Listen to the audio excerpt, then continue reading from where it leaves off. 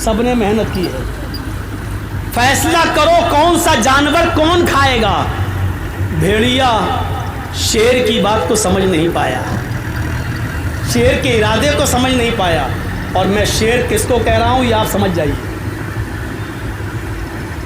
उसकी नीयत समझ नहीं पाया भेड़िया। तो भेड़िए ने कहा कि साहब ये तो बहुत आसान है। कहा क्या आसान है?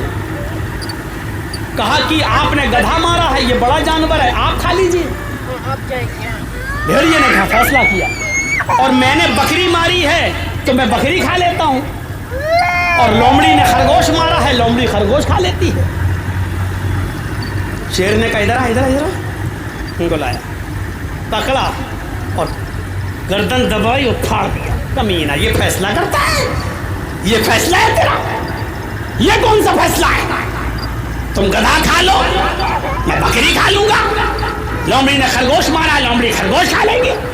जबकि फैसला बिल्कुल सही था, फैसला गलत नहीं था, सही था, लेकिन उसकी नीयत नहीं समझ पाया भेड़िया। शेर ने उसको फाड़ दिया, खा दिया। अब लोमड़ी से कहा कमीना फैसला करना नहीं आता है, भेड़िया भेड़िया ही रहेगा, तुम बताओ। अब लोमड़ी से कहा कि तुम बताओ कौन सा जानवर कौन खाएगा, तुम अच्छी तरीके से फैसला कर लोगी, बताओ। लोमड़ी मौके की नज़ाकत को समझ गई। लोमड़ी ने कहा बिल्कुल बेवकूफ़ था, पागल था, कमीने को फैसला ही करने नहीं आया।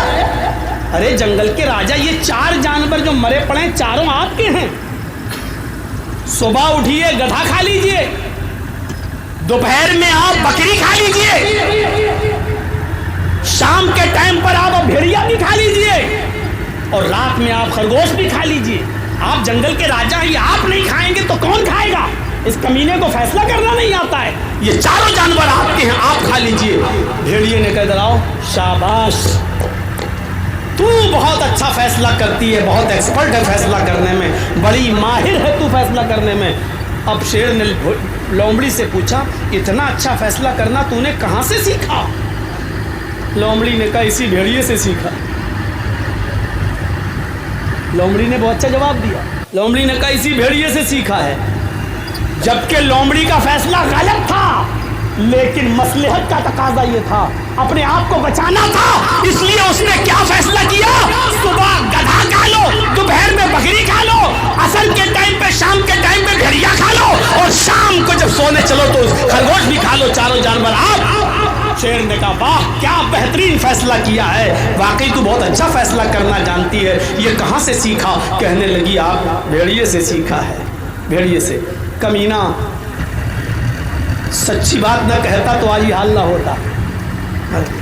तो मसलहत अपना कर अपने आप को बचा लेना और हालात का इंतजार करना। जैसे मोहम्मद रसूलुल्लाह ने सुलह हुदैबिया के मौके पर नाजायज शर्तें मानकर अपने आप को, सहाबा को बचाकर वक्त का इंतजार किया, और फिर एक वक्त आया कि फातिहाना तौर पर मक्के में दाखिला हुआ और मक्के के अंदर एंट्री हुई। मेरे प्यारे साथियों, ये बातें हमें और आपको सोचना चाहिए और गौर करना चाहिए। यही हिकमत और दूरअंदेशी, और पूरा इस्लाम हिकमत से भरा पड़ा है, पूरा इस्लाम हिकमत से भरा पड़ा है।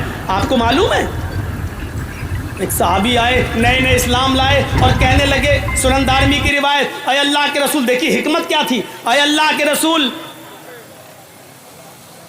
मैं नया नया मुसलमान हुआ हूं। आपने कहा अल्लाह बरकत दे। कहा अल्लाह के रसूल एक लड़की से दोस्ती है, क्या मैं उसके साथ जा सकता हूं? जिना करना चाहता हूं, उससे मेरी ताल्लुकात कायम है। गौर करो किस चीज की इजाजत मांग रहा है? जिना की। कौन मांग रहा है? नया नया इस्लाम लाया है, सहाबी है। किससे मांग रहा है? मोहम्मदुर रसूलुल्लाह से। अरे आपके अंदर भी इतनी तमीज होगी कि सिगरेट पीते हुए जा रहे होंगे और किसी मौलाना पर नजर पड़ी, बुजुर्ग आदमी पर, तो आप अपनी सिगरेट बुझा लेते हैं कि ये मौलाना साहब की कम से कम इज्जत करनी चाहिए, उनके सामने सिगरेट नहीं। और ये शख्स कैसा देहाती था, अल्लाह के रसूल से कह रहा है कि मुझे इजाजत दीजिए जिना करने की, और साहबा कौनी मार के करे अल्लाह के नबी ने फरमाया साहबा से नहीं नहीं नहीं नहीं, अय हाय हाय, मसलहत देखिए, हिकमत देखिए। आप चाहते तो उसको डांट सकते थे, पागल कमीने, जिना की इजाजत मांगता। लेकिन नहीं, डांटा नहीं, क्योंकि डांटते तो भाग जाता, फटकारते तो भाग जाता। आपने कहा इधर आओ, आपने उसको कितने प्यार से समझाया। और सुनो नौजवानों, आपने उसको कितने प्यार से समझाया। आपने फरमाया बैठो, जिना करना चाहते हो? अब भी कह रहा जी। किससे? एक है हमारी दोस्त। अच्छा,